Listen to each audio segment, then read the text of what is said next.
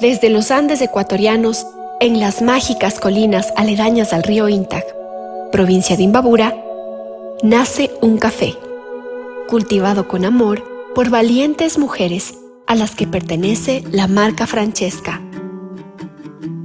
Cada grano se escoge con cuidado para que cada taza de café sea una experiencia única. Francesca te inspira. Francesca te apasiona. Francesca te enamora. En cada sorbo, descubre lo mejor de ti.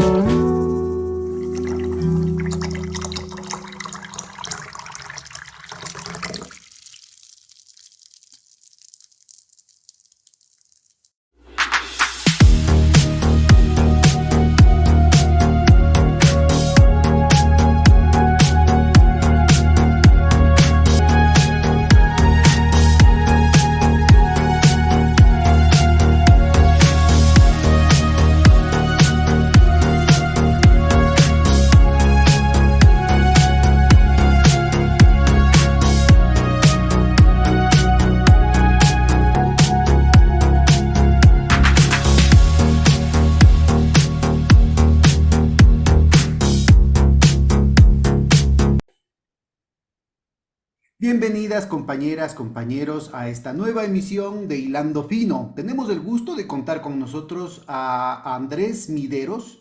Él ha tenido una trayectoria académica, política y ahora desde la Universidad Católica está impulsando una serie de estudios en lo que es su especialidad, el tema de las condiciones de vida, las mediciones de pobreza y otros temas que hacen referencia a la evolución de los temas sociales.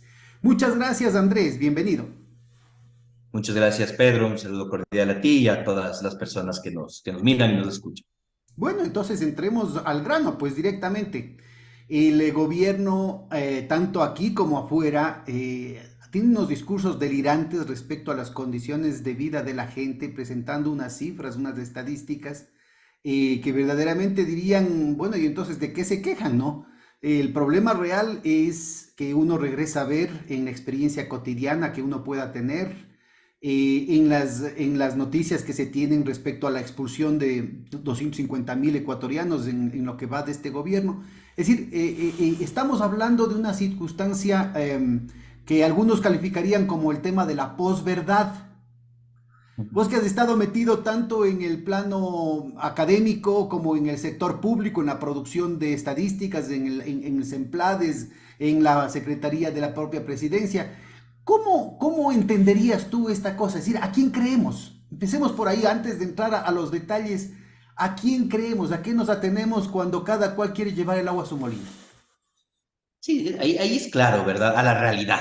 O sea, a ver, todos podemos ver si es que está lloviendo y nos cae el agua y nos mojamos, aunque me digan, no llueve, no llueve, no llueve, pues estoy viendo. El problema justamente de la posverdad es eso, que con la insistencia que hay en los medios de comunicación, porque eso es una alianza política entre los determinados poderes y los medios de comunicación, y nos repiten que no llueve, que no llueve, que no llueve, y uno llega a decir, bueno, ¿estar yo mal? Pues no está lloviendo.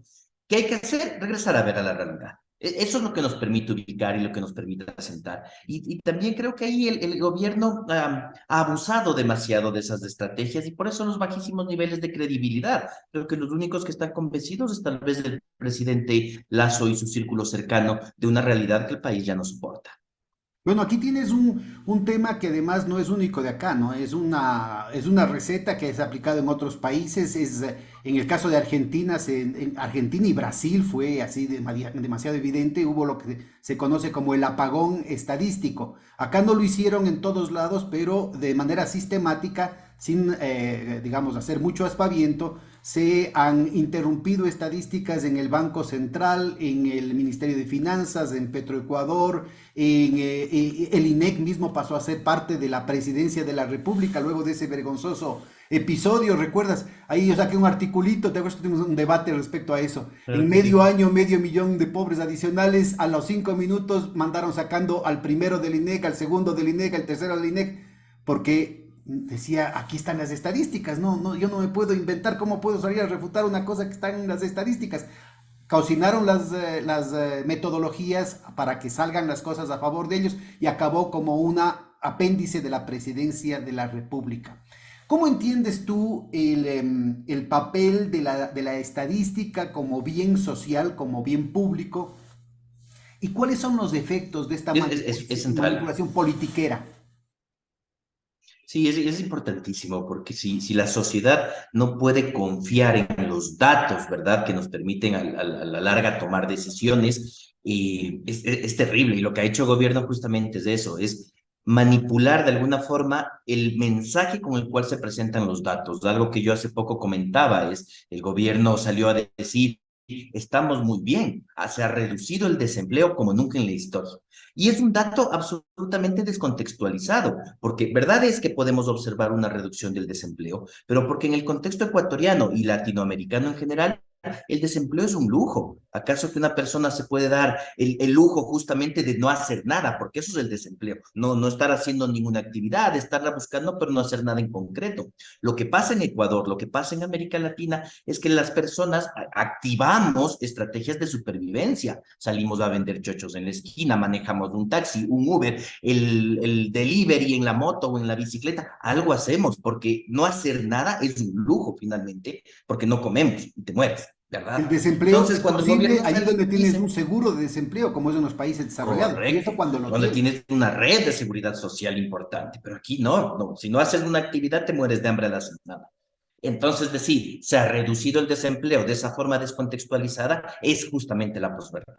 Y eso lamentablemente desde el gobierno de Moreno y con Lazo con mucha más insistencia aún incluso, se viene generando que tratan de encontrar el dato y justificar cosas. Eso usualmente llamamos, yo lo digo en clases, es como la falacia del francotirador, ¿verdad?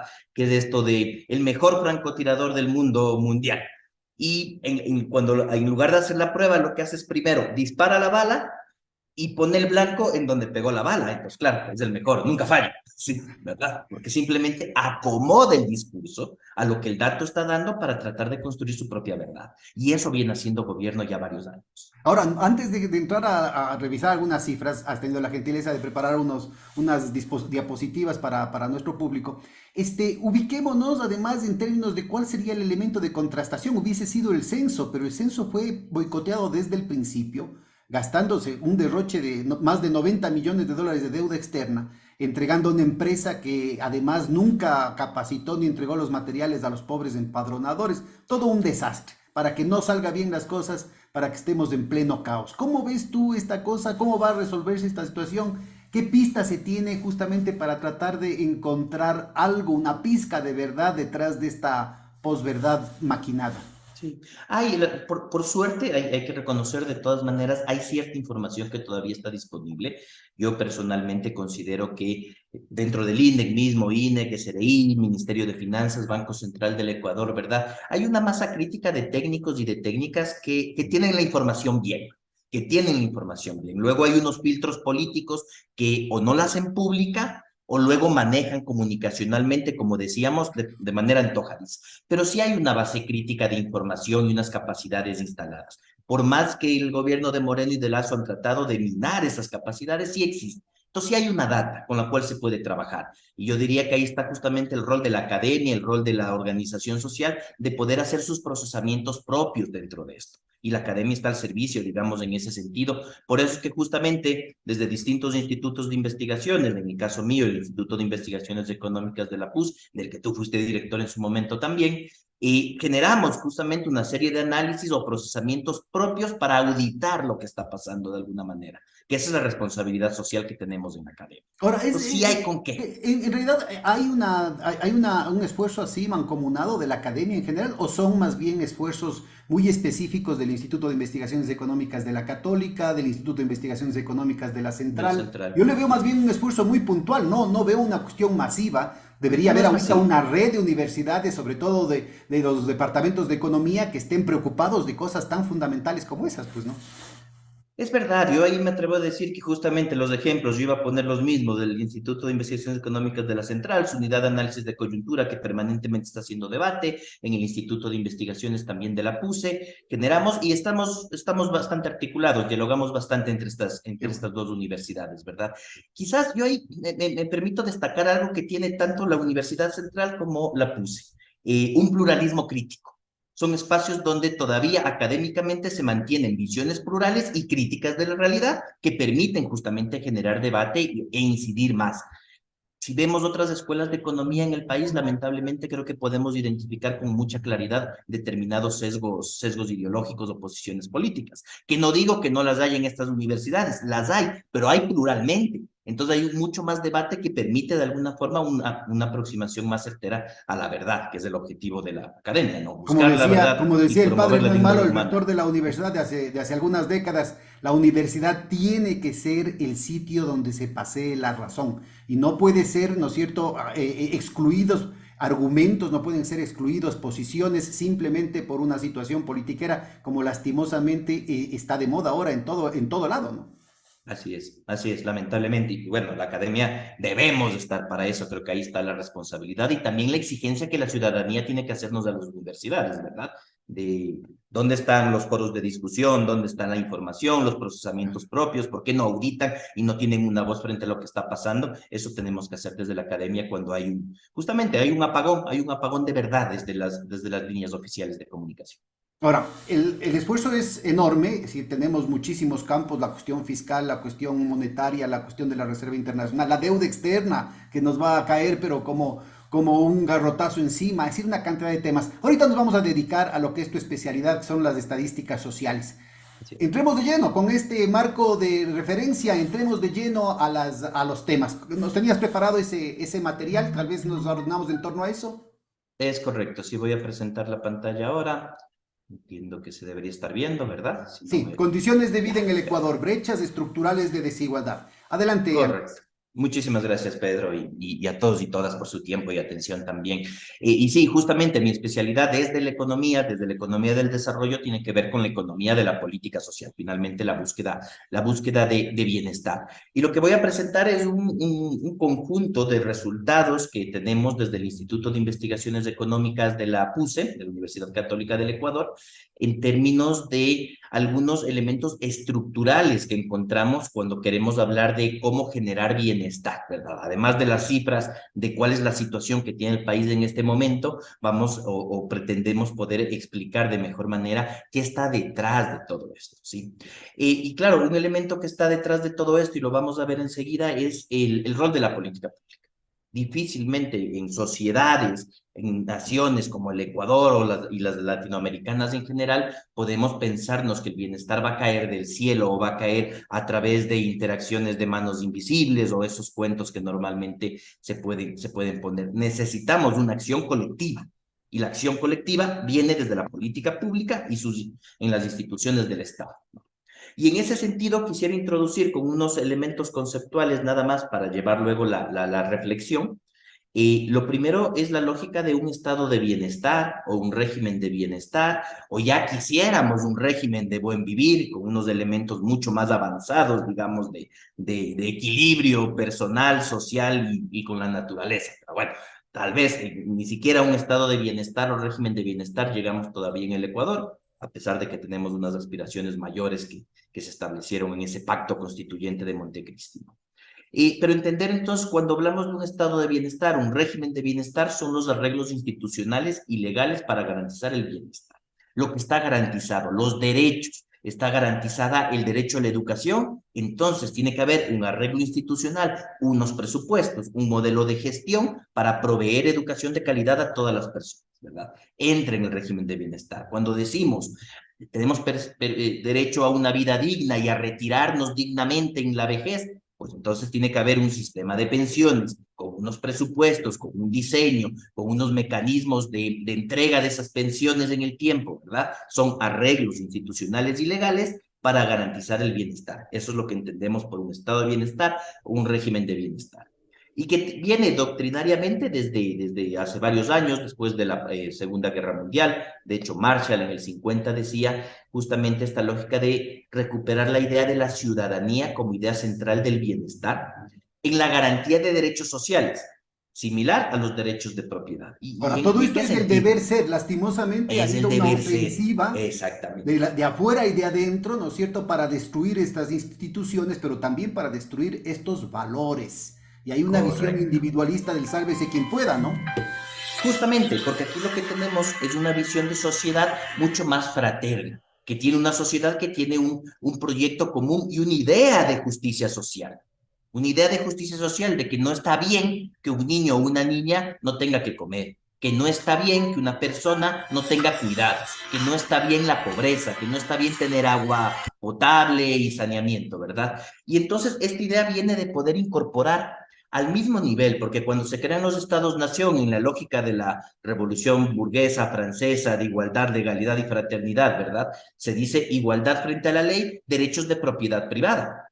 Aquí se dice, ya, más allá de eso, o a la misma par de eso, debemos tener igualdad en derechos, igualdad en oportunidades, salud, educación, y se va creando todo el engramaje de los derechos humanos en función de esto y la responsabilidad del Estado de garantizar.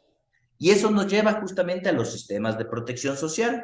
Voy a hablar muy rápidamente, entender que de entrada es un derecho humano, está en el Esto me conjunto de los parece que es muy derechos. importante ubicar porque estos derechos humanos basados en tratados internacionales, tanto los que tenemos con la OIT como con los del PNUD, como los temas ambientales, forman parte del bloque constitucional. Es del artículo 425 de la Constitución que marca claramente, ¿no es cierto?, que esto está por encima de cualquier ley, de cualquier decreto, de cualquier decisión presidencial, cualquier decisión administrativa. Lastimosamente se están destruyendo también esas instituciones que además son principios universales del derecho, ¿no?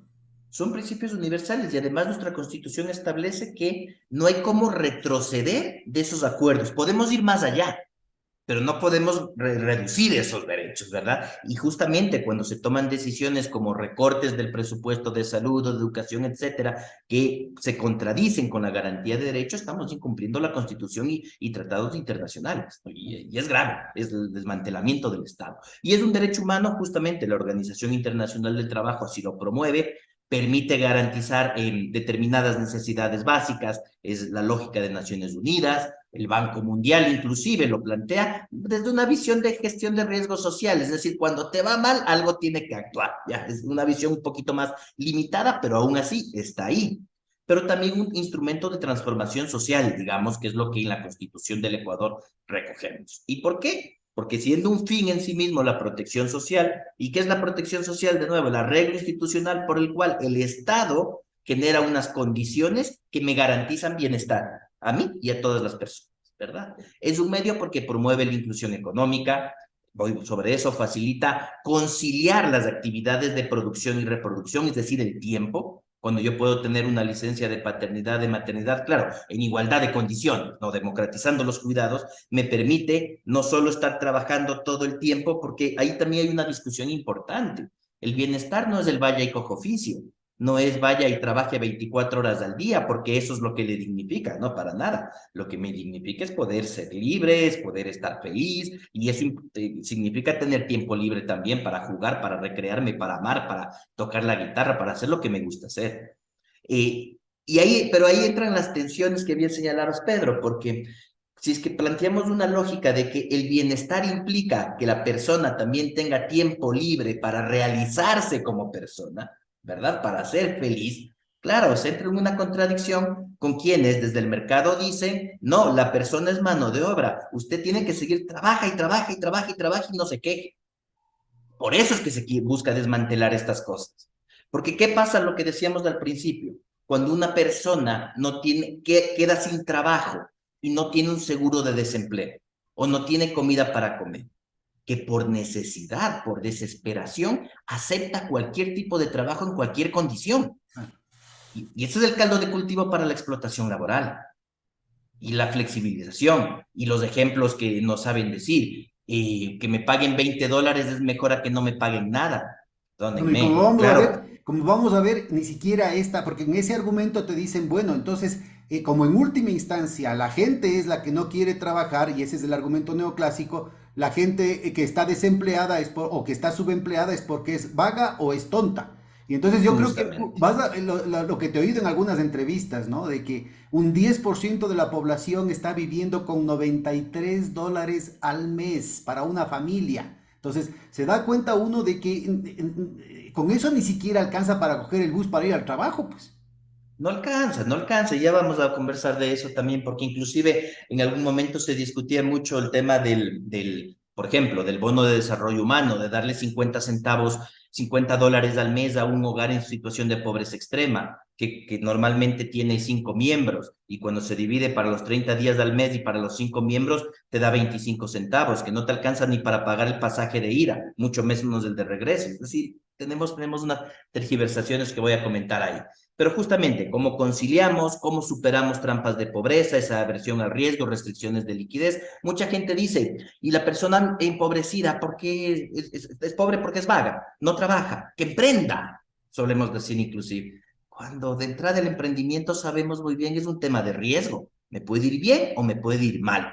Si yo, digamos, tengo mi casa, mi carro, mi computadora y tal vez puedo tener un emprendimiento. Si me va mal, me tocará vender el carro, vender la computadora, la pasaré difícil, pero salgo, ¿verdad? Una persona en situación de pobreza que le va mal en el día, no come, se muere de hambre. El otro se muere de iras a lo mucho, ya. Pero además, Pero el esto pobre que se tú muere de estás hambre. mencionando, que ha sido una victoria ideológica importantísima del neoliberalismo, esto de cargar sobre las espaldas de la propia víctima, culpabilizar a las víctimas de la pobreza, con el tema del emprendimiento tiene un efecto devastador sobre la situación psicológica, el sufrimiento psicológico de las familias que se sienten culpables de su situación. Es decir, Exacto. antes por lo menos había la posibilidad de ubicar que es el sistema es del opresor, o la suerte, o Taita Dios así quiso. Pero ahora resulta ser, ¿no es cierto?, con esta He sido ideología del uno, emprendimiento de sí mismo, resulta ser que es uno el culpable, con lo claro. cual la carga psicológica que esto significa, el sufrimiento que esto significa, la desmoralización, la desmovilización, plantean un proceso de deterioro social terribles, ¿no? Es brutal porque además rompe la sociedad, porque uno mismo se empieza también ya a excluir, además de ser excluido y discriminado.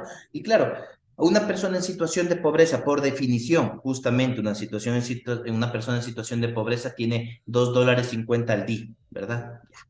Y eso depende de que en su actividad de supervivencia le vaya bien, ¿verdad? Vender los pinchos, limpiar zapatos, qué sé yo, algo de supervivencia le vaya medianamente bien para sobrevivir el día. Entonces, difícilmente es que puede tomar una decisión de invirtamos un poquito para ver si crecemos y si nos va mejor. No, porque no puedo arriesgar, uno.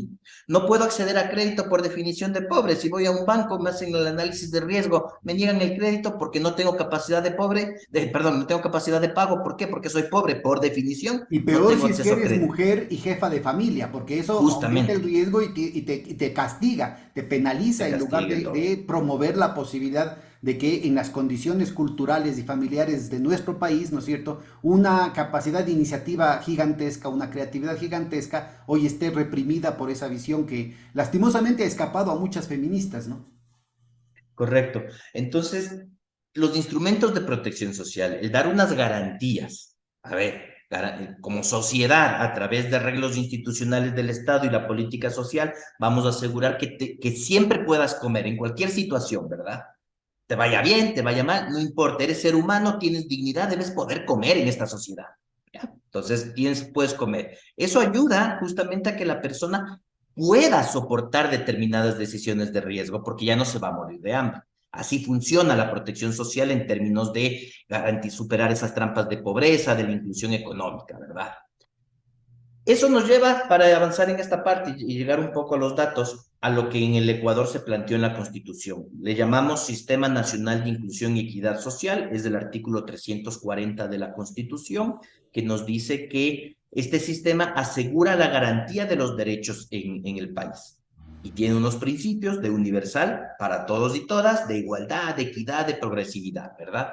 Y que debe garantizar la protección de las personas a lo largo de su vida.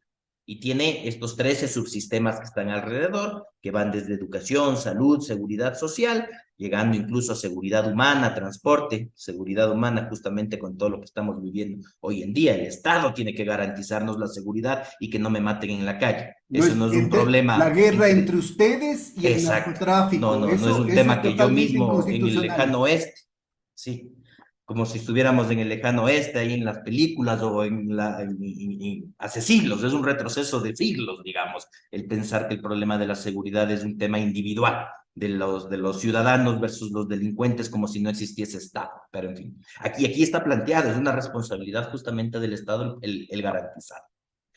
Dicho eso, 4 conceptos nada más. ¿Qué se busca? Desmercantilizar el bienestar, porque el bienestar no puede ser una mercancía. Que yo coma, que yo esté sano, que yo me eduque y acceda al conocimiento, no puede ser una mercancía en el sentido de que debo poder pagar para recibir. Eso es una mercancía, ¿verdad? La corbata. Yo tengo una corbata, si es que pago por la corbata y me entregan la corbata.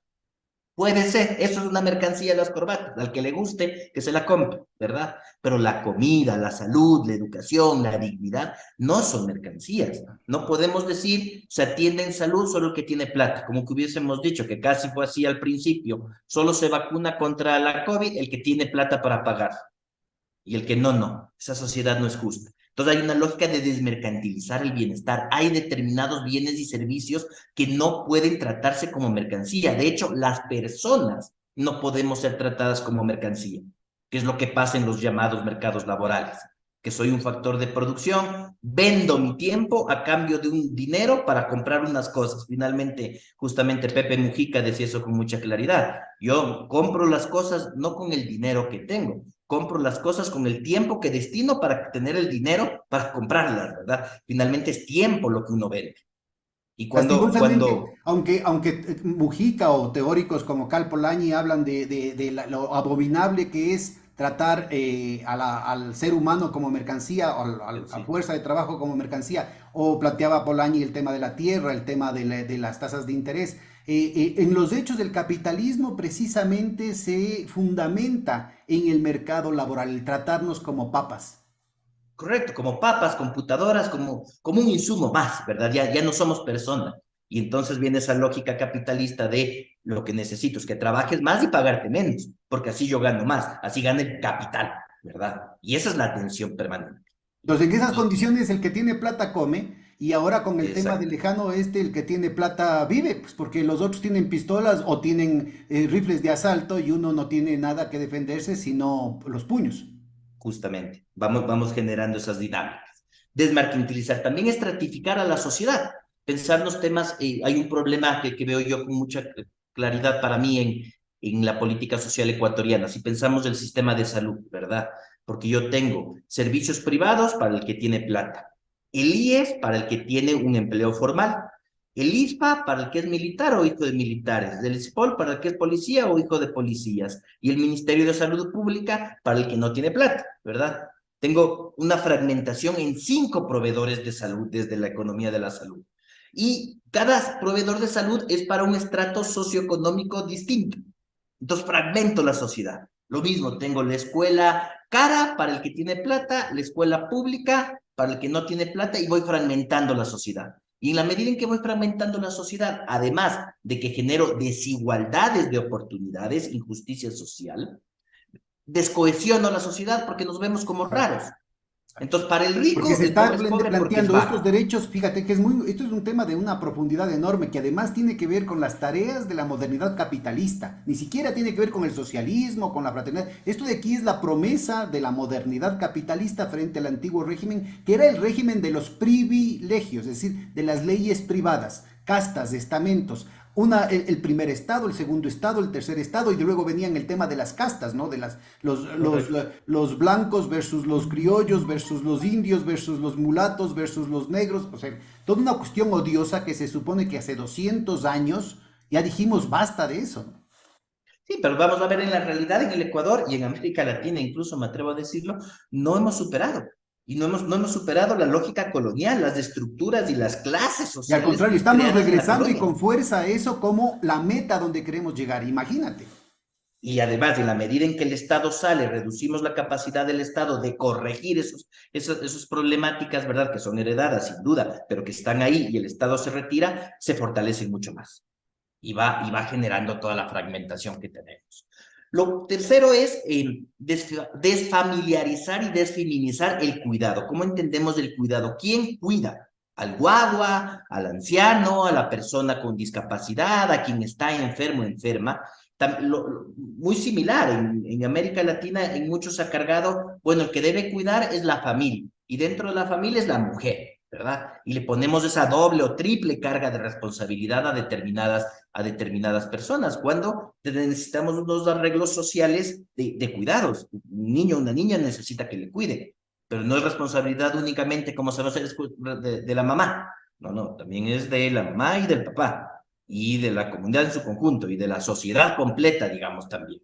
Y hay que hacer esos arreglos y superar esa idea de lo mismo, la persona que llega a vieja, ¿quién le cuida? Pues la familia. Y si no tiene familia, termina bajo el puente, ¿verdad? Y dentro de la familia, la hija que La se queda, hija. tiene que quedar solterona. Es decir, todas estas estructuras patriarcales y machistas que tienen Todo que eso ser está superadas, ¿no? detrás, todo eso Que está de ninguna detrás. manera Entonces, atenta contra el ideal de la familia como un centro de afectos, un no, centro de construcción de otro tipo de, no solamente de otro tipo de sociedad, sino otro tipo de ser humano, que creo que debería ser un claro, eje pero fundamental de la construcción de valores, que, ¿no? que está muy bien, pero detrás de esto hay una obra, hay un libro que se llama ¿Quién le hacía la cena a Adam Smith? Que está dentro de la literatura de la economía feminista, ¿verdad? O sea, ¿quién le hacía la cena a Adam Smith? Porque claro, algo que por ejemplo no tomamos en cuenta dentro de los roles de género y su relación con el capital, ojo, porque también muchas veces llevamos la discusión como si es una disputa únicamente entre géneros.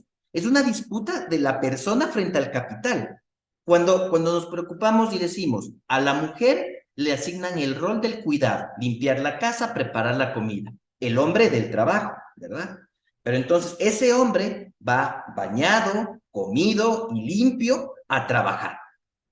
Y el capital le paga un salario por ese trabajo, por el trabajo que realiza, pero no le reconoce todas las actividades de cuidado que recibió previamente. El ahorro real ahí es del capital, Claro, es un porque si le subsidio quitas la para persona que le ubicar cuida y le prepara claramente la las comida, discusiones de ahora, ¿no? Este es un subsidio gigantesco y silencioso que están dando las mujeres, pero las familias en general, porque también incluye el trabajo de los hombres dentro del hogar, es de los así. viejos, de los niños, ¿no es cierto?, al mercado y al capital. Un subsidio masivo sin el cual las tasas de ganancia que tienen los grandes monopolios, aprovechando el orden de picoteo, inclusive de la desigualdad, del intercambio desigual, es el tema de el eje fundamental, ¿no es cierto?, de esta opresión en el que la apariencia hace que el malo de la película sea el varón, pero en realidad es un tema del sistema capitalista en su conjunto. El sistema capitalista se sostiene en esos roles de género, porque así se subsidia justamente el hecho de que hay determinadas personas, en este caso las mujeres, encargadas del cuidado, la limpieza, la alimentación de la mano de obra. Si le damos la vuelta, es lo mismo. Cambiemos los roles. El hombre, cualquier persona dedicada al cuidado de quien sale a trabajar para, entre comillas, proveer, que es lo que hemos construido discursivamente, ¿verdad? Le estamos subsidiando al capital. Y muchas veces no logramos ver con claridad que la discusión es hacia allá, que el beneficiario último y que sostiene todo el modelo es el capital y es el capitalismo. Y que si queremos igualdad de género tenemos que cambiar el capitalismo, cambiar de modelo. El patriarcado es un pilar del capitalismo, la Esto, propiedad esto es, privada esto es muy y el sustancioso, patriarcado. Andrés, porque a veces, ¿no es cierto?, se quiere plantear como la guerra de los sexos y hay una situación en la que se está de manera totalmente innecesaria perjudicando las relaciones de pareja, hay una cuestión así. Cuando una visión como la que tú estás planteando, una visión sistémica, permite ver científicamente quién es el verdadero beneficiario de esa situación. La cosa no se resuelve con que el marido le pague un sueldo a la mujer, Dios no quiera, o que el hijo le pague un sueldo a la mamá, misericordia. El punto tiene que ver con transformar el sistema.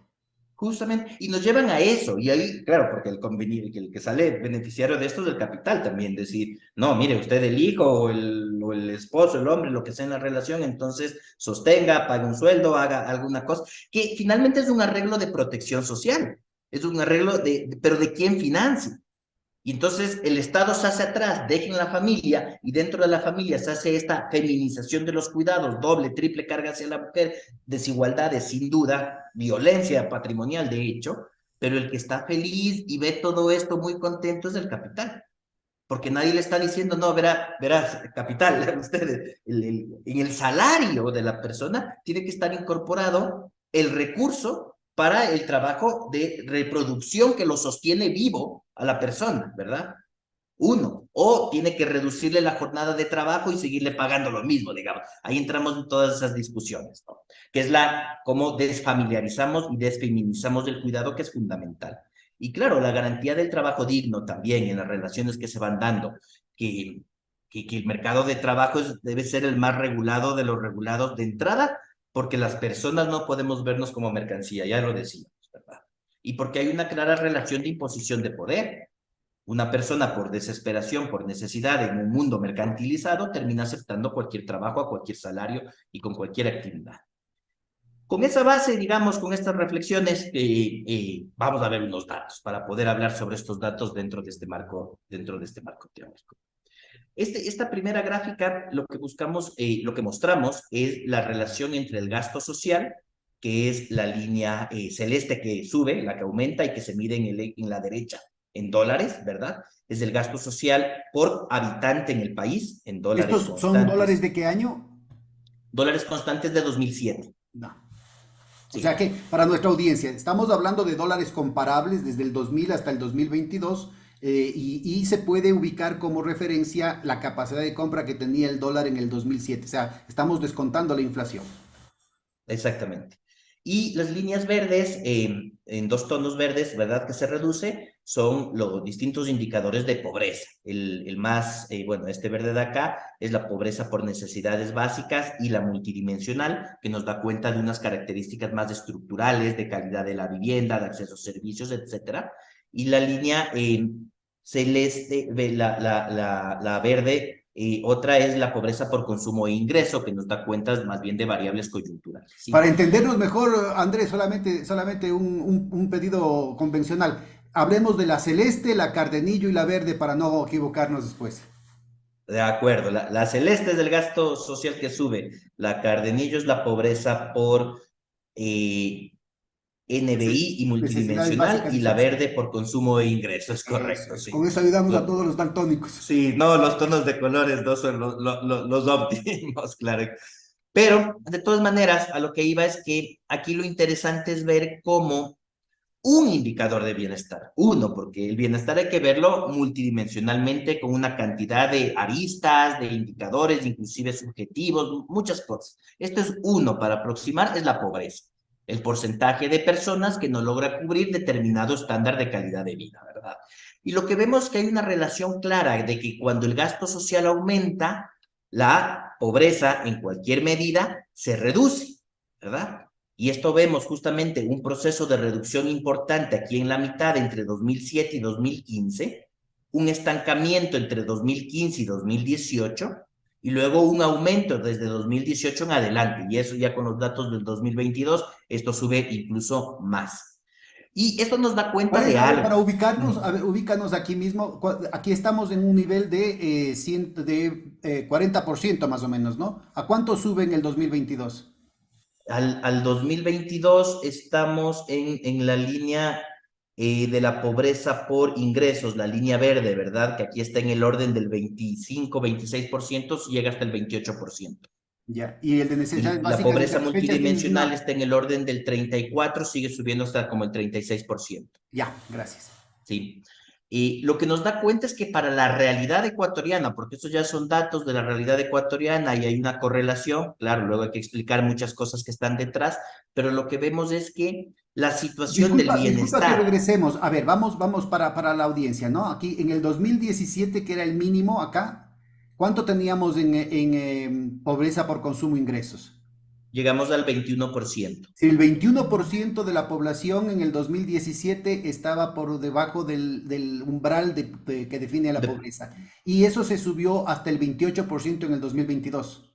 Exactamente, con este Ya, pico en el 2020 que saltó sobre el 30%, ¿no? de Durante la acuerdo. pandemia, sí, Y es ahora, en el correcto. caso de necesidades básicas insatisfechas, que incluye temas de infraestructura como canalización, agua potable y eso, ¿no es cierto? ¿Cómo estamos ubicando? ¿Cuál fue el mínimo en el 2017? Estábamos cerca del 30% y de ahí hemos subido al 35 y hasta el 38. Ya, gracias. Ya, de acuerdo. Y lo que vemos es que hay una relación inversa, ¿verdad? A medida que hay más gasto social, la pobreza se reduce. Esto, la conclusión que queremos plantear aquí es que a gusto o disgusto, esto es realidad simplemente, la importancia que tiene la política pública, la importancia que tiene que hayan inversiones en salud, inversiones en educación, inversiones en sistema de cuidados, inversiones en transferencias monetarias. Porque cuando el Estado responde, mejora el bienestar, dada la estructura que tiene el país. Eso es una idea fuerza. El bienestar en el Ecuador no depende únicamente de voluntades individuales, depende de acciones colectivas. No, en el Ecuador el pobre no es pobre porque quiere, el pobre está empobrecido porque hay una estructura económica, política, social que lo empobrece. Eso vemos aquí cuando hay esta correlación tan clara. Porque si no hubiese correlación, diga usted, no importa si el gasto social sube o baja o no existe el gasto social, la pobreza sigue bajando, Subrayo, uno subrayo este diría, son argumento que cosas me parece que es individuales. fundamental. Esto de aquí da por tierra, desmiente los argumentos de todos los neoliberales, de todos los libertarios que dicen, no, mira, aquí el Estado solamente interviene y con eso es un tema paternalista, distorsionador, es una intervención que termina perjudicando a la economía. Aquí muestra claramente, ¿no es cierto?, que hay una relación directa, ¿no es cierto?, entre las condiciones generales y las respuestas individuales. La versión neoliberal, la versión libertaria sería, no, pues aquí, mira, cada cual mata su toro y el que es inteligente, el que es emprendedor, prospera y el que no, no. Esto de aquí, esta relación directa que estamos viendo en el gráfico muestra que esos argumentos no se sostienen con los hechos. Es así. Lo Dato mismo, mata relato. dato mata relato, así es. Y ahí podemos ir viendo y también la lógica de la acción que ha tenido la política pública desde una perspectiva de cruzando el gasto social con el Producto Interno Bruto per cápita, igualmente todo en dólares constantes de 2007 para quitar los efectos de la inflación. Y lo que vemos es que el gasto social y el PIB han ido juntos. Es decir, lamentablemente en el Ecuador la política social ha sido cíclica, Y lo esto que es muy da cuenta. importante, mira, esto es muy importante ubicar porque se dice, ah, no, pero es que esto tiene que ver con los precios internacionales, esto no tiene nada que ver con los gobiernos. Tuvimos, por efecto de las políticas neoliberales, tuvimos que este dato el PIB per cápita en dólares, ¿no es cierto? Esos son datos del Banco Mundial. Solamente se recuperó en el 2007 el PIB per cápita, o sea, estamos hablando de este nivel. En este punto estaba el PIB per cápita de 1981. Así es. O sea, Así tuvimos es. Pero 25, sí. 27 años de decrecimiento por las políticas neoliberales. En ese cuarto de siglo, el precio del petróleo subió y bajó. El precio del banano subió y bajó. El precio del café subió y bajó. El precio de los camarones subió y bajó. Sin duda que esto afecta, pero en definitiva, si es que no hay una política, tuvimos recientemente con otro compañero de la Católica, el Jaime Gallegos, hicimos un recorrido similar y ahí nos presentaba unas cifras claritas en el que se veía cómo la política económica, independientemente de los ciclos externos, era la que definía cuánto de la mejora de los precios internacionales se quedaba para el país y cuánto se llevaban las transnacionales o cuánto se fugaba del país. Entonces yo creo que esto es muy importante ubicar porque si no nos dejan en la indefensión. Ah, no, es que eso depende en última instancia de que aumenten los precios del petróleo, en última instancia de que no haya terremotos, todo eso afecta, pero como tú muy bien estás mencionando aquí hay ciclos que tienen que ver, ¿no es cierto? Sí, sin duda, aquí hay una caída por los precios del petróleo, por los terremotos, por el fenómeno del Niño, sin duda. Pero la capacidad de recuperación que se tuvo, y acá también, ¿no? Así es que hubo la crisis, ¿no es cierto? Aquí me acuerdo, yo estaba de ministro. Entonces cayeron los precios del petróleo, llegaron a $150 del WTI, después cayó a 28. Sí, pero la política económica no permitió, ¿no es cierto?, que esto de aquí continúe, como se está viendo en la línea punteada, a una situación estructural de declive. porque inmediatamente se recuperó la economía por la política de estímulos fiscales, por la redistribución del ingreso, por la construcción de infraestructura. En cambio acá, mira, en lugar de cuando estábamos recuperándonos, aquí está el plena recuperación previo al gobierno de Moreno. Esta recuperación, en lugar de seguir para arriba, fue jalada hacia abajo por una política económica de ajuste estructural que privilegiaba el pago de la deuda externa, que favorecía la fuga de capitales y las acciones especulativas de una banca vinculada a la banca offshore, como el tema del Banco Banisi con el Banco de Guayaquil, con los bancos que tienen en las Bahamas del Banco El Pichincha, etcétera, etcétera.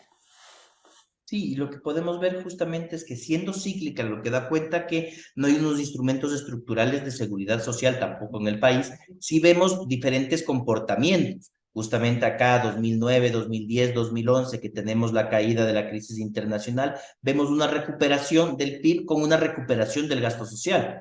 Mientras que si vemos la crisis de la COVID, la caída más fuerte que tiene la data en el país, luego vemos un rebote de la economía insuficiente, muy chiquito, pero del gasto social prácticamente constante, una pendiente mínima, digamos, es decir, no hay una reacción tampoco desde lo social, lo que tiene que ver justamente que estamos de alguna forma en términos de bienestar a merced de la voluntad política del gobierno de turno, lo cual es complejo, pero también denota las diferencias claras. Lo siguiente en relación que nosotros vemos es el tipo de crecimiento, ¿verdad? Hay crecimiento pro rico, crecimiento pro pobre. ¿Qué quiere decir crecimiento pro rico? Que todo el mundo crece, pero los ricos más. Y pro pobre, que todo el mundo crece, pero los pobres más, ¿verdad? Y aquí tenemos el decil 1 es el 10% más pobre, el decil 10 es el 10% más rico y las tasas de variación anual del ingreso de los hogares, ¿verdad? Y aquí podemos ver que hemos tenido que en el Ecuador vamos de crecimiento pro rico o de crecimiento de lo pro rico a lo pro pobre, ¿verdad? Y lo interesante que encontramos en este periodo, desde el 2008 hasta el 19, es que los periodos de crecimiento pro pobre, es decir, cuando la economía ha crecido, ha beneficiado la reducción de la pobreza, y esos son los periodos del 2008 al 2014 y el año 2017, de manera exclusiva. El periodo 2008-2014 es súper clara, ¿verdad? Esta tendencia que vemos de que el 10% más rico, diré más pobre, los pobres crecieron en cerca del 8%, mientras que los más ricos aquí inclusive decrecieron un poquito, digamos, con una política de redistribución más clara. En el 2017 hay un crecimiento pro pobre no tan clara, no tan claro, pero hay, digamos, en tendencia. Los más pobres crecieron alrededor del 7%, los más ricos lo hicieron en el 2%. Y luego vemos, en cambio, las crisis de los ciclos económicos que hemos tenido, de los ciclos chiquitos, pero que han sido siempre pro ricos. Es decir, las crisis las cargamos a los pobres en el Ecuador. Y aquí podemos ver la del 2018-2019 y del 2015-2016. Esto es Y muy lo que vemos es interesante, que, Andrés, porque estás marcando aquí un frenazo en las políticas sí, progresistas del gobierno de Rafael Correa, ¿no? El primer periodo que va del 2008 al 2014, claramente redistributivo, una cuestión sí, masiva de redistribución del ingreso. Luego se tiene un frenazo en el 2015-2016 que coincide con el ajuste que tocó hacer con la cuestión del fenómeno del niño, la caída de los precios del petróleo, los terremotos, ¿no es el cierto? terremoto de Manaví, Todos estos la elementos, depreciación del dólar, un contexto. lastimosamente, por más cuidado que se tuvo, fíjate, sí hubo un proceso de frenazo de la cuestión redistributiva, lo cual obviamente tuvo un impacto sobre las lealtades y las adhesiones políticas e ideológicas en la población, ¿no? Se va dando, porque y si vemos toda nuestra historia desde 1830, justamente los ciclos económicos con la estabilidad política van muy de la mano. Pero claro, hay una diferencia y lo veíamos acá también, perdón, regreso solo un ratito. Cuando marcamos esta línea en el 2015 en reducción de la pobreza, es claramente hasta el 2015, del 2007 hasta el 2015, los logros que tiene el país son unos. Del 2015 y el 16 hay un estancamiento. El 17 hay como que un intento de recuperarse, pero en el 18 ya baja todo.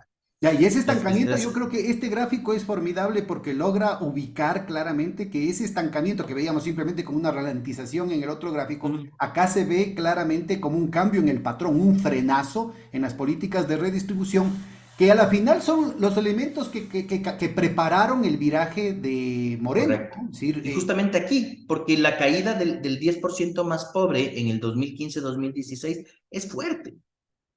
Y peor, evidentemente, salta, porque esto es del 20, la crisis del 20. Los mismos deciles. El decil 1 es el 10% más pobre, el decil 10 es más rico. Y aquí podemos ver el cambio en el ingreso laboral entre el 19, antes de pandemia, y el 20, al final, saliendo de la pandemia. Y lo que vemos es que todo el peso le pusimos a los pobres. El 30% más pobre redujo sus ingresos hasta en el 33%. Es bárbaro. Mientras que en el 10% más rico fue de menos del 10% la caída del ingreso, ¿verdad? Todos mal, evidentemente, había una pandemia, una recesión, un aislamiento, una parálisis del aparato productivo. A todo el mundo le fue mal, pero el peso más grande lo pusimos en los más pobres. En el sector de población vulnerable, este 40% que de alguna forma está en la mitad, el peso más fuerte se puso en las mujeres. Hay brechas de género también muy claras acá porque las mujeres dejaron de trabajar, sobre todo más mujeres dejaron de trabajar de lo que lo hicieron los hombres. Entonces vemos cómo las crisis, y eso es importante verlo, que lamentablemente las crisis, el frenón económico del 2015-2016 y la crisis del 2020 propiamente dicha, el costo estuvo en los pobres. Y ni se diga con la ley de apoyo humanitario que permitía la reducción de jornada, reducción de salarios, le cargamos todo el costo a la población trabajadora al trabajo, ¿verdad? Mientras que se subsidió y se sigue subsidiando el capital. Esto nos lleva, vamos bien con el tiempo, a hablar algunos elementos de la estructura laboral. Hay un tema estructural muy fuerte, que es lo que estamos viendo en los estudios del instituto. Y esto es la estructura laboral en términos del empleo, ¿verdad? Acá arribita tenemos petróleo y minas y actividades del servicio financiero, dos sectores, les hacemos un pequeño clúster, que representan apenas el 1,3% del empleo. ¿Verdad? Apenas del 1,3% del empleo está en minas, petróleos y sector financiero. Abajo, servicios, comercio, agricultura, en su conjunto el 69% del empleo. Y tenemos un tercer grupito en la mitad, simplemente para ubicar como estos tres grupos. Los grandes generadores de empleo, mejor dicho, los sectores que absorben la mayoría del empleo en el país es agricultura, comercio y servicios. Después algo, construcción, actividades profesionales e industria. Y bien poquito, petróleo y sistema financiero. Y sin embargo, cuando vemos la productividad que tienen estos sectores, que finalmente viene a ser la riqueza que se acapara de alguna forma en estos sectores, vemos comparando todos con servicios financieros, por eso servicios financieros están en 100 del 2012, en 100 en cada año, perdón, para siempre compararle contra servicios financieros, vemos cómo se va dando las diferencias. Simplemente para leer el dato, este punto de aquí, del 2013, se lee que en 2013 la productividad del sector de la construcción equivale al 58% de la productividad de servicios financieros. Productividad medida como valor agregado, producción total, dividido para número de personas trabajando en ese sector. ¿Sí? Simple, un cálculo muy simple y referencial, pero que nos permite ver las brechas Y en la esto me agricultura. parece que es importante subrayar, sobre todo para la audiencia, que aquí no estamos hablando de una productividad del trabajo, de nuevo la responsabilidad del trabajador, sino de la forma como el sistema, a través de los precios relativos, a través de la asignación de los recursos que hace el mercado, de las dinámicas de acumulación del capital, premia a unos sectores y castiga a otros. No es el hecho de que el trabajador de bancario es más inteligente y más trabajador que el trabajador de la construcción. Puede ser que pase todo lo contrario. Aquí es cómo el sistema valida desde sus mecanismos escondidos detrás del mercado el esfuerzo de la gente. Justamente, por eso decía, es cuánto acumula un sector. No estamos comparando justamente ni la capacidad ni otros términos, sino cuánto acumula cada uno de los sectores y vemos estas grandes brechas. Y aquí vamos a ir viendo los problemas, porque entonces quedemos. Un sector ganador en la estructura económica del Ecuador es el sistema financiero. Gana hasta en la crisis. Hasta en 2020 tuvo utilidades de 200 millones. Y cuando no hay crisis, gana entre 400 y 600 millones, ¿verdad? Esto Es es muy importante una ubicar barbaridad. porque aquí estamos incluyendo tanto lo que serían los salarios como el tema de las utilidades. Y entonces ahí viene lo que decía el doctor Borja, ¿no? Lo mentirosas que son las estadísticas. Si yo me como dos pollos y vos no comes nada, en promedio estamos pegándonos un pollo Un cada uno. pollo cada uno, Y en realidad lo que exactamente. estamos viendo acá, ¿no es cierto? Este parámetro del 100% de productividad de servicios financieros, en realidad estamos viendo cuánto de los ingresos se llevan los grandes banqueros, no el trabajador bancario. Y Es acá correcto. también como comparación, ¿no es cierto? Aquí en cambio estamos viendo en el sector de la agricultura el hecho de que en conjunto, inclusive los terratenientes, están siendo castigados por el sistema de precios relativos de la economía. Yo creo que Claro, ahí hago referencia a y que por cierto hay que volverlo a llamar a Leonardo Escobar para discutir la calamitosa situación del sector agropecuario. y en el sentido de que justamente acá, inclusive con lo golpeado que es el sector de la agricultura en términos relativos, comparativos, ¿verdad? Luego acá hay mayor desigualdad entre los grandes terratenientes y el campesino, ¿verdad?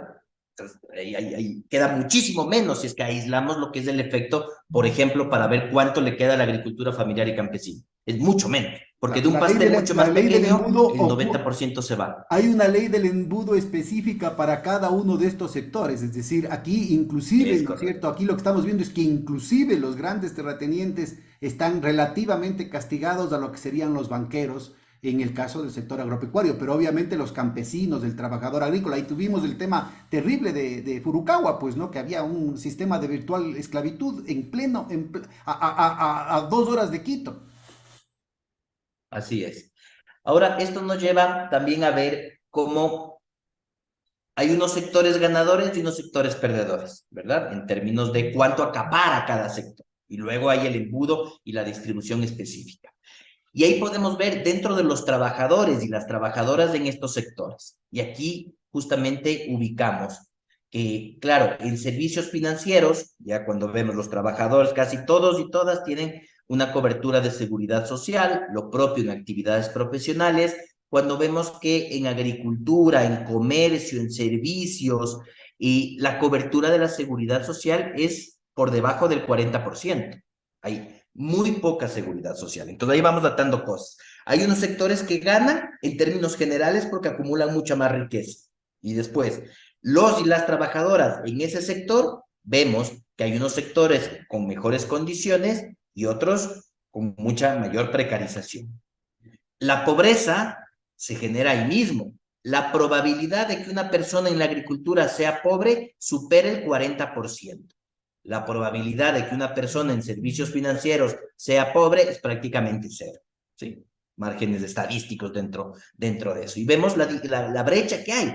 Entonces, en la agricultura es la que menos acumula, luego viene el embudo específico de distribución primaria y sin seguridad social, lo que quiere decir muy alta probabilidad de empobrecimiento. ¿Ya? Sectores ganadores en términos de acumulación de riqueza, sectores ganadores en términos de formalización y cobertura de seguridad social. Y luego vemos la gente en específico, sobre representaciones sectoriales. Si estuviésemos en cero sería igualitario, que querría decir en este caso mujeres, que hay la misma cantidad de hombres que de mujeres en un determinado sector. Este dato, por ejemplo, del 0,90 significa que en actividades de trabajo no remunerado hay un 90% más de mujeres que de hombres. Ahí Hay está una el subsidio sobrerepresentación del gigantesco del que estábamos 90%, hablando del lo que trabajo no hablábamos, pago, ¿no? justamente.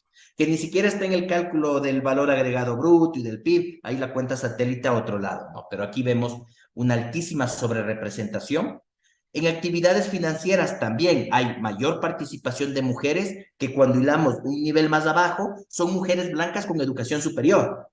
No es mujer indígena, ni mujer afrodescendiente, ni mujer con bachillerato. No, es mujer blanca, blanca mestiza, con educación superior. Entonces hay otras desigualdades más abajo, Es inclusive, decir, que se van dando. solo para que me aclares a mí, yo de pronto no te entendí bien, lo que está diciendo ese índice de 0,31 quiere decir que por cada hombre hay 1,31 mujeres. Correcto, Ya. correcto. Sí, Y en el es la caso del realidad. trabajo no remunerado es casi el doble, es decir, por cada hombre hay Casi casi doble. 2 mujeres que están dando su trabajo sin remuneración. es correcto. Luego hay cosas específicas en el trabajo no remunerado, es muy general, mujeres en general, pero decía en actividades financieras no son todas las mujeres, son mujeres blanco-mestizas con educación superior que tienen un trabajo formal, y luego está en servicios que tiene que ver mucho de hospedaje, de alimentación y de servicios domésticos también, ¿verdad? Que fueron luego los más golpeados también durante la pandemia, porque lo que más se paralizó fue hoteles, restaurantes, a comida, etcétera. Ahora, aquí también Entonces, debería ser, hay, esto también debería ser rojo esta barra, ¿verdad?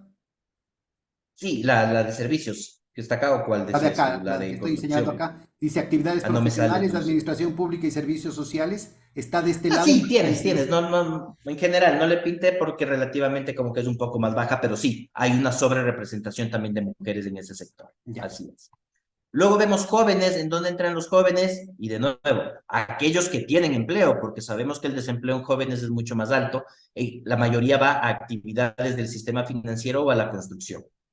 Y aquí Esto de es nuevo va menores de 30 años, separando. ¿no? Menores de 30 años, Ya. sí. De 16, de 15, digamos que ya entran en las estadísticas laborales hasta los 29 como joven. Ya se nos pasó, ya se nos pasó el rango etario. Y en actividades de servicios financieros, claro, son jóvenes con educación superior y acá tienes en construcción jóvenes sin educación superior, un poco, de nuevo, vas dando las brechas también de acceso y de democratización de la educación superior, te va condicionando el sector económico, que esa es la conclusión a la que quiero llegar. Cuando vemos adultos mayores, están prácticamente expulsados de todos los sectores ganadores a la agricultura. Cuando vemos afrodescendientes, están sobre todo en construcción los hombres afros y en servicios domésticos las mujeres. Entonces, vamos viendo en dónde se ubica también cada grupo Perdón, pero poblacional. En repite, regresemos al indígenas, anterior, no agricultura. entendí este gráfico, ¿podrías, por favor? A ver, aquí dice En, 35% son de hombres. no, a ver, Adentro el de grande, esto, el otro es un dato aquí hay una particular. sobre representación de afros, pero de aquí tú Sí, tienes el dato que no está presentado acá, que es exacto. mayoría hombres. Ya. Exactamente, porque en construcción lo que vemos es que prácticamente hay 1,35 afroecuatorianos en construcción por cada persona de otra etnia, ¿verdad, Bruno? Hay más, están sobre representados los afrodescendientes en la construcción, pero no por todas las personas afrodescendientes, no por los hombres afrodescendientes. Así como en servicios hay una sobre representación de afrodescendientes, pero en cambio acá están las mujeres afrodescendientes. Entonces, Creo que en está claro. pocas ya vas generando unas discriminaciones de género, de edad y de etnia muy claras en el mercado laboral o en la absorción laboral que tiene cada uno de los sectores, ¿no?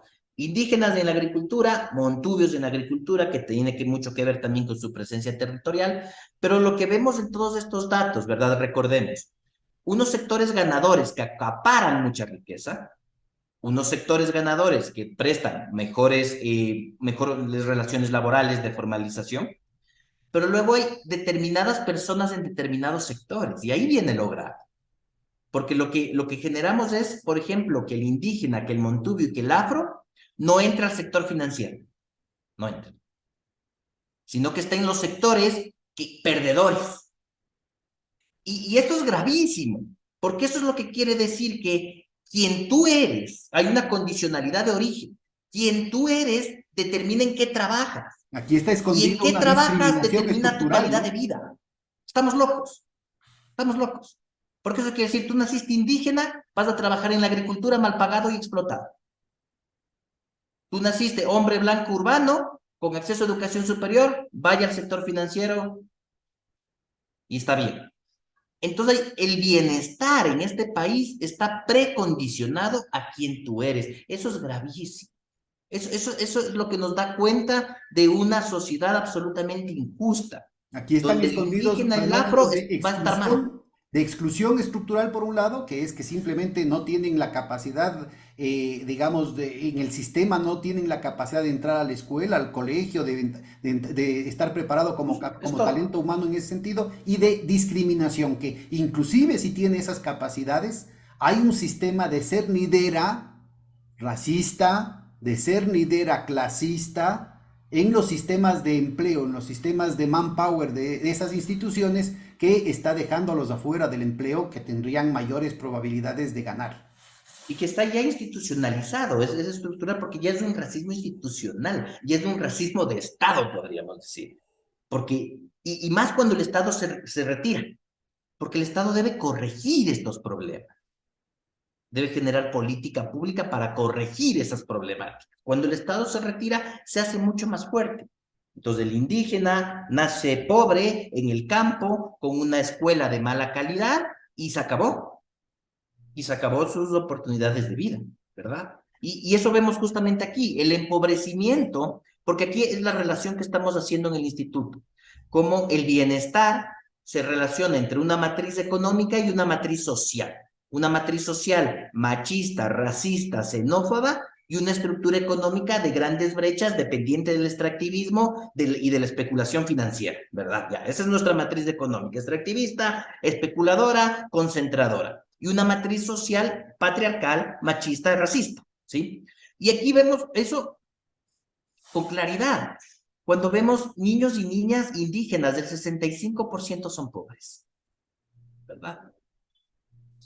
Es brutal, básicamente, y en niñas es más grande, y si sacamos niñas rurales, llegamos cerca del 85%. Terrible. Es el rostro de la pobreza en el Ecuador, es una niña indígena en el campo. Es la reproducción ampliada de la pobreza, Justamente. con una matriz étnica de discriminación y de exclusión que muestra claramente que todas aquellas voces indignadas que dicen por qué protestan, por qué son golpistas, por qué son delincuentes, muestra claramente que aquí es un sistema como planteaba Puebla, como planteaba y las encíclicas del Vaticano, ¿no es cierto? Es el pecado estructural que está detrás de esto.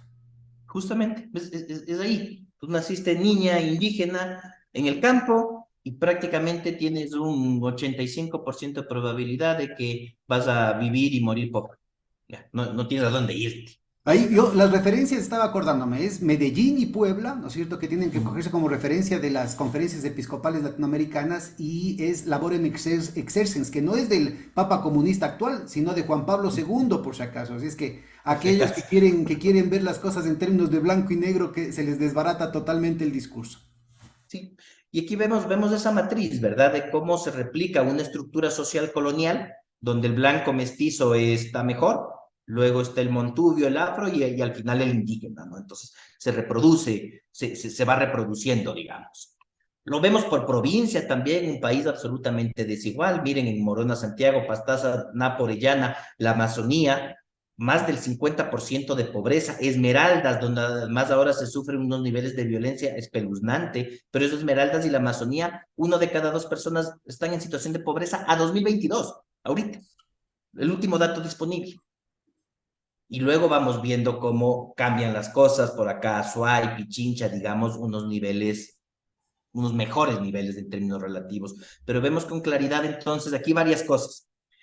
Quién eres y en dónde naces determina tu bienestar, tu calidad de vida. Ya, esa es la sociedad más injusta que puede haber. Eso se llama condicionalidad de origen. Por tu origen, quién eres y en dónde naciste, estás condicionado, condicionada a una determinada trayectoria de vida. No podemos hablar ahí de oportunidades ni de justicia. Y eso requiere acciones. Luego, también, resultados de la situación que tenemos, esto ha subido hasta el 54% ahora en 2023, la última data disponible, pero lo más fuerte que ha pasado en la mal llamada reactivación de la economía después de la pandemia, para mí está en la informalidad, la precarización, que era alta, 46, 47% antes de pandemia, pero con pandemia saltó al 52% y esto no ha bajado. Se ha quedado, va fluctuando entre el 50 y el 52, el último dato subió hasta el 55, inclusive ahora en marzo del 2023. Marzo, ya. Sí, saltó hasta el 55, es decir, es la informalidad. Y es lo que decía con lo que empezábamos. Claro, sale el presidente a decir, el desempleo más bajo de la historia. Cierto, el desempleo más bajo de la historia porque la gente, para no morirse, está haciendo cualquier cosa en la calle. Informalidad. Y que además ese es el caldo de cultivo para la inseguridad, porque la gente está desesperada. Y para la migración, que también lo comentaste, Pedro, hace un momento, y voy a llegar a un dato de migración. Y la migración también, la gente se está yendo del país. No se diga las brechas de género, eso también es gravísimo. Estas son horas de trabajo. Antes de pandemia, Los hombres en promedio 40, las mujeres en promedio entre 33, 35. Esto cayó después de la pandemia y tampoco se ha recuperado. No se ha logrado recuperar una jornada laboral completa en promedio y la brecha de género se ha expandido además. Problemas que tenemos, la cobertura de la protección social con la fragmentación que hay. Arriba tenemos la seguridad social contributiva, IES, ISFA e ISPOL, ¿verdad? Y abajo, las transferencias monetarias del MIES, bono de desarrollo humano, pensión, mis mejores años, esas cosas, ¿verdad? Que cubren como al 10%. Arriba hay un tercio de la población en el mejor de los casos y además vemos cómo se ha reducido en el tiempo. 2014, 2015 son los mejores años que ha tenido este país. Eso lo vemos en todas las series estadísticas que tenemos. Claro, con los logros generados hasta 2014, 2015, es como el punto máximo que se ha alcanzado hasta ahora. Pero aquí en la mitad tenemos un 60% de la población que no está ni en la formalidad protegida por la seguridad social, ni en la pobreza con los programas focalizados. Y ese 60% de la población es el que sufre las crisis con mayor dureza, porque le cae la crisis y se fue a la pobreza. No sigue un camino. Tenemos un hueco en política social. Eres pobre, recibes ciertos servicios, dejas de ese nivel de pobreza, superas del umbral, te quedas solito, y mira si es que llegas al otro extremo de la Pero formalidad. No además llegues. este gráfico nos muestra cómo estructuralmente se está atentando contra la sostenibilidad del seguro social frente a aquellos que están con una agenda muy clara para que el sistema financiero, la especulación le hinque el diente a los ahorros de los fondos pensionales. Aquí tenemos la evidencia, ¿no es cierto? Imagínate, esta reducción, se duplicó el número, más que duplicó el número de afiliados entre el 2008 y el 2012, fruto de la compra de la deuda externa con descuento gracias a la auditoría internacional que se hizo. Esto duplicó, históricamente es un avance gigantesco porque plantea una mayor sostenibilidad del sistema de seguro social porque la base de recaudación aumenta. Y con las políticas neoliberales ha habido tanto despido, tanto desempleo, tanta reducción del trabajo adecuado, que lo que estamos viendo acá es una reducción del 40% al 32% el tema de la seguridad social contributiva. O sea, 8% de la población económicamente activa sale de las aportaciones. El gráfico sin duda y tu argumentación es muy importante desde el punto de vista de la cobertura. Pero también hay la otra cara de la medalla, que lo que estamos diciendo es que 8% de la población económicamente activa dejó de aportar al seguro social. Una barbaridad. Es correctísimo. Y que además vemos y planteamos la discusión en términos de, como hay menos, entonces hay que extenderles la edad de jubilación o hay que reducir los beneficios y demás, en lugar de discutir cómo incluimos a este 60%. Claro, y aquí está No es menor. un ejemplo clarísimo, ¿no? 18% en el 2008 cuando se hizo la auditoría de la Claro, esa deuda sí que es se les alta. dio al IE, se le dio para que compre los títulos de la deuda. Se llegó al 40%, del 18 al 40%. Es 22% de la población económicamente activa que fueron cubiertos por el Seguro Social. Y luego se permite, con las políticas de precarización laboral y de desempleo y de desindustrialización, de ajuste y de recesión que se hacen desde el 2017, ¿no es cierto? Se tiene una reducción al 32%, que sobre todo se acelera desde el gobierno de Morena. Es correcto. Avancemos por el tiempo. Déjenme ver por acá. Listo, ya. Perfecto. Se fueron dos lados. Estábamos aquí. Sí. Ya, y hay realidades del país. Este gráfico, la realidad se mantiene, pero es a qué destinamos recursos, además de lo que ya vemos de las inversiones, política social, presupuesto, que usualmente es lo que discutimos, ¿verdad? Es en cambio en dónde van los subsidios y el gasto tributario, que yo le sumo porque tienen la misma lógica en términos redistributivos. El gasto tributario es los impuestos que dejamos de cobrar, excepciones, exoneraciones, ¿verdad? Los subsidios, similar, son precios reducidos o transferencias, etcétera, ¿sí? Y lo que vamos viendo es que hay unos elementos fuertes de subsidios en la seguridad social y el gasto tributario que es mucho más grande que el de los combustibles que hemos estado discutiendo. Hay unos subsidios gigantescos, digamos. Y sobre todo en el gasto tributario, que es el más fuerte, y aquí yo siempre quiero llamar la atención sobre este valor de sociedades, y esto es al 2020, de hecho el 2021 subió a 1.800 millones, es el subsidio que cada año el Ecuador le da al impuesto a la renta de las empresas por exoneraciones, le llaman incentivos tributarios cuando es para la empresa, cuando es para los hogares le llaman subsidio, pero es lo mismo, porque son 1.500 millones de dólares que le decimos a las empresas, no se preocupen, no paguen impuesto. Exenciones, incentivos, etcétera, ¿verdad? Por Oye, inversión, hasta 20 años. Vilma Salgado sacaba un dato para el 2021 de 6.300 millones de gasto fiscal, o sea, de subsidios a las empresas. Debe estar incorporando elementos de evasión posiblemente o algo. No, no, es Un dato del cálculo propio propio de él. SRI y dice que el 84% corresponde al 10% más alto de contribuyentes. O sea, el gasto Va ahí, fiscal, pero el dato sociedades, porque sí llega a ese valor, tal vez el gasto total. Aquí tienes de la distribución, digamos, tal cual. ya, Y de tienes acuerdo. 1.500 Ah, en es el para el 20, 2020, 1.800 en el ¿no? 21. Es para el 2020, claro, lo que da Vilma es para el Sí, 2021, ya. sí. Y aquí yo solo llamar la atención sobre un elemento. Le destinas 1.500, 1.800 millones de dólares al año a las empresas de subsidios, 1.500, 1.800.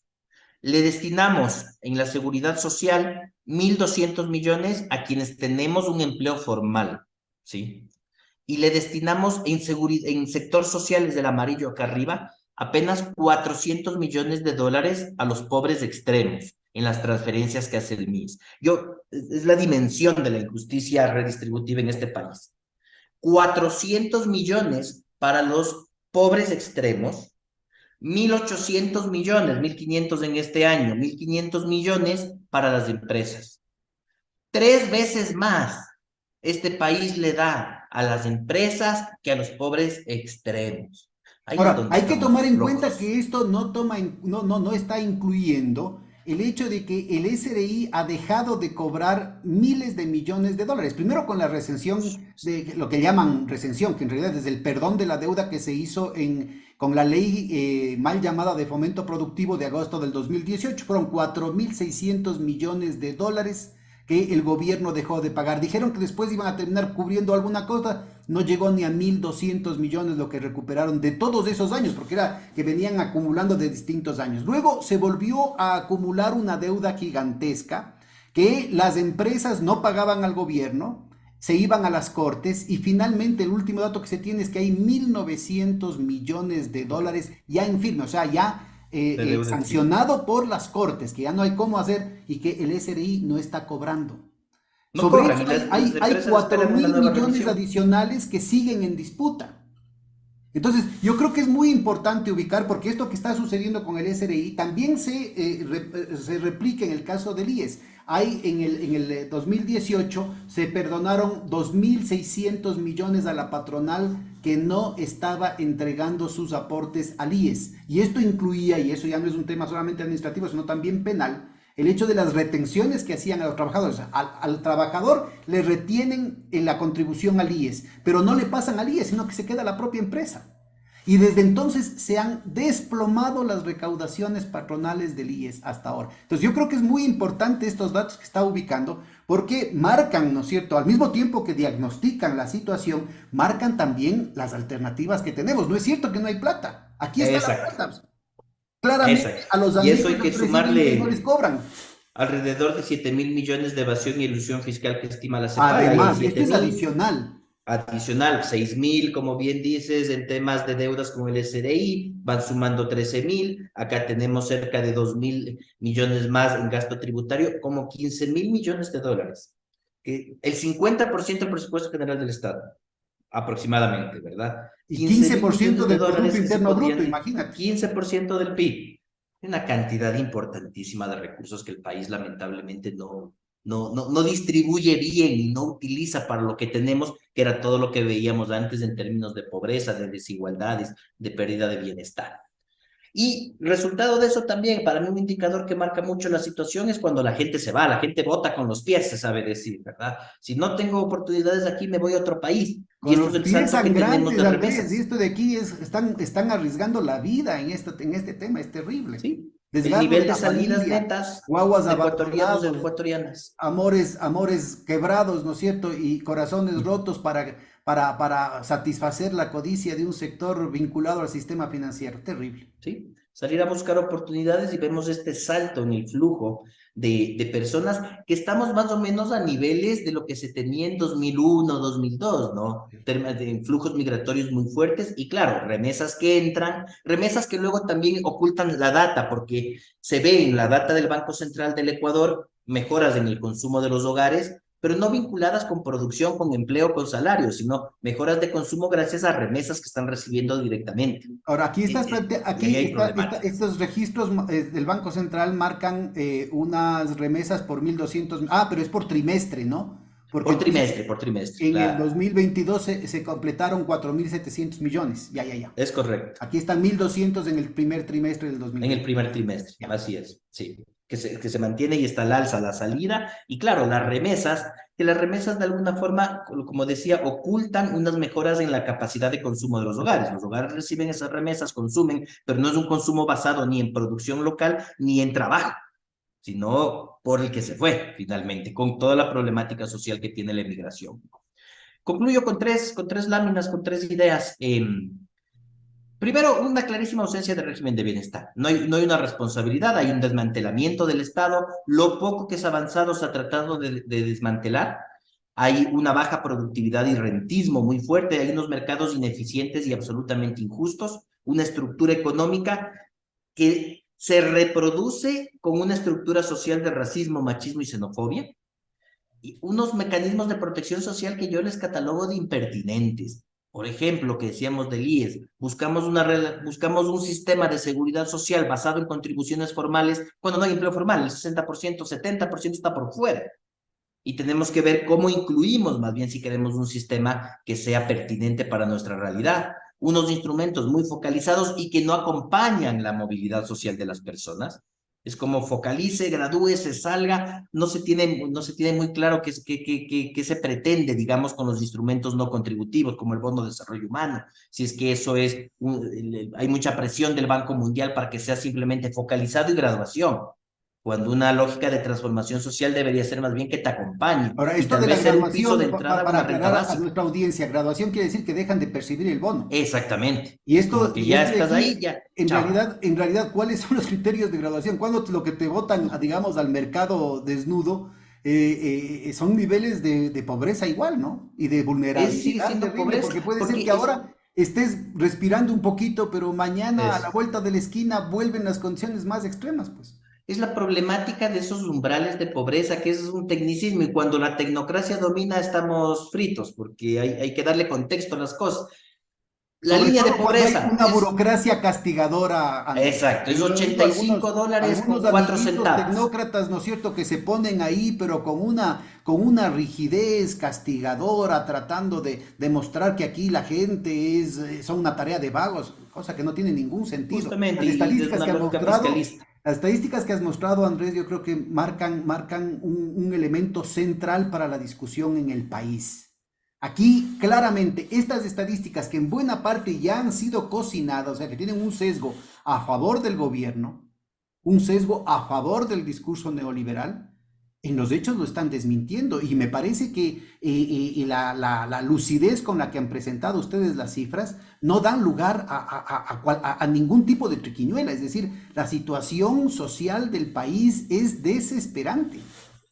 Es desesperante.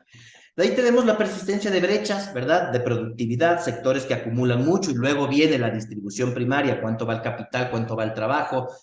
Quién eres determina en dónde trabajas, ¿verdad? Y eso determina tu bienestar, lo cual es gravísimo. Una estructura económica que discrimina, ya lo hemos dicho, una desigualdad estructural. Y claro, de ahí, entonces, ¿qué? Y esto es de alguna forma el mensaje o la conclusión a la que nosotros vamos llegando. Hay que transformar el modelo de desarrollo completamente, hay que desarmar y volver a armar, digamos, la estructura económica y social que tiene el país. Y eso requiere mucha acción coordinada desde el Estado y la política social. Y de la política social y la política económica. No se trata simplemente de determinadas inversiones que se puedan hacer. Hay que generar un régimen de bienestar completo en el país que garantice derechos, hay que regular mucho los mercados. Tenemos demasiadas ineficiencias fruto de monopolios o oligopsonios que se van que se van generando a través del extractivismo tanto de alimentos como de recursos naturales, petróleos, minas, etcétera, y de la especulación del sistema financiero. Y hay que realmente transformar esa realidad que se está teniendo. Es una lástima que la Difícilmente, Superintendencia de Control de Poder de Mercado ha no, perdido tú toda sabes, relevancia en el país ya, en los ya últimos no hay años. prácticamente, sí, no está en ningún lado, Yo creo y que es hay unos abusos fundamental. enormes que, como tú muy bien dices, en el mercado que podrían corregirse y que podrían permitir una Por dinámica más supuesto, inclusiva, pero ¿no? lamentablemente el debate se vuelve tan dogmático cuando tenemos gobiernos libertarios como el actual que plantean las bondades teóricas del libre mercado, pero ni siquiera hacen caso a la teoría del libre mercado, ¿verdad? Y a sus supuestos. Libre competencia, por ejemplo, y sujetos éticos además, ¿verdad? Ya, para decir, en esas condiciones, teóricamente los mercados funcionan de esta manera. Acá no tenemos eso. Tenemos una lógica de acaparación impresionante, unas élites Bueno, y, rentistas no, de y corto descarada, plazo ¿no? No solamente de y descarada. acaparamiento, sino esto de pedir un subsidio a los banqueros que se han endeudado en el exterior para subsidiar, para auspiciar actividades especulativas y de fuga de capitales, me parece que ya es de un nivel de cinismo, ¿no es cierto? Que yo creo que habría, los del, propios señores del Opus Dei deberían salir a decir, bueno, de qué estamos ¿Ya? hablando, ¿no? ¿Es esta la doctrina del Opus Sí. Dei? Los propios Entonces libertarios ahí deberían salir a decir, ¿es esta la doctrina de Ayn Rand? No tiene nada que ver con lo que no serían va, sus no va, y ese es referentes, el ¿no? problema, que ya se Es de un sale de unos oportunismo elementos brutal. teóricos. Ya es un tema únicamente descarado, dogmático, y ni siquiera, a ver, porque yo sí creo que hay que poner claro, porque el contexto ecuatoriano nos da cuentas que no tenemos unas relaciones de poder igualitarias para que los mercados funcionen en libre competencia, que no tenemos libre entrada y libre salida, sino que tenemos monopolios, monopsonios, oligopsonios, etcétera, sistema financiero, venta de alimentos, etcétera, es claramente concentrador, hay demasiado poder del mercado, por ende los mercados no funcionan. Y ya ahí podemos tener una discusión teórica y racional. Pero lamentablemente no estamos en ese mundo, sino que se asumen unas posiciones dogmáticas de el libre mercado funciona sí o sí y siempre y en todas condiciones, lo cual no tiene base teórica, pero se lo utiliza políticamente para O determinados sea, ni intereses. siquiera ¿Quién respetan está el dogma, ganando? ni siquiera respetan el dogma, sino que No, lo manipulan y lo distorsionan para servir sus intereses más para perversos, ¿no? justificar unos intereses, y eso hay que desenmascarar y llevar a una discusión seria de alternativas, digamos, pero hay que salir y sí hay que visibilizar y desnudar esos intereses que aprovechan unos dogmas con una supuesta base teórica la cual ni siquiera respetan. Y ahí tenemos que dar el debate. Y ahí tenemos que dar Me el debate parece que para construir los alternativas. insumos que has presentado son muy valiosos. Ojalá esto pueda dar pie para un debate riguroso, responsable, no basada en el veneno, no basada en la descalificación, no basada en cálculos electorales, no basada en distorsiones ideológicas y en la posverdad. Yo te felicito, te agradezco mucho por tu participación. Yo sé que tienes una agenda complicada, pero te comprometo para una segunda sesión en la que podamos profundizar estos y otros temas. Muchísimas Seguramente gracias. será un Palabras gusto. finales para despedir la sesión, Andrés. No, muchísimas gracias. La invitación, decir justamente eso, tenemos que discutir estructuralmente los problemas que tiene el país y plantear un modelo de desarrollo que es distinto. La situación que tiene el país en términos de calidad de vida no se resuelve con parches. Hay que discutir en profundidad lo estructural y el modelo de desarrollo completo y justamente llamar a un debate serio en esa perspectiva, fuera de dogmas, sino sobre las realidades concretas que tiene la gente porque el deterioro de la calidad de vida no aguanta más. Y desde la Pontificia Universidad Católica del Ecuador, justamente nuestra responsabilidad nos da en poder abonar a esos debates. Felicito también y agradezco este espacio que nos permite justamente poner en discusión hacia la sociedad estos elementos. Y nada, un abrazo fuerte a todos y todas. Muchas gracias. Un abrazo y hasta la próxima emisión de Hilando Fino. Chao.